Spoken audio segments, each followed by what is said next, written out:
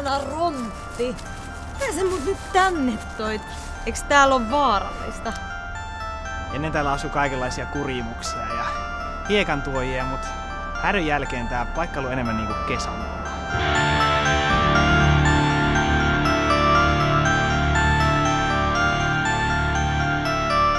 Tuonne mäelle mä rakennutaan huvila ja puutarha.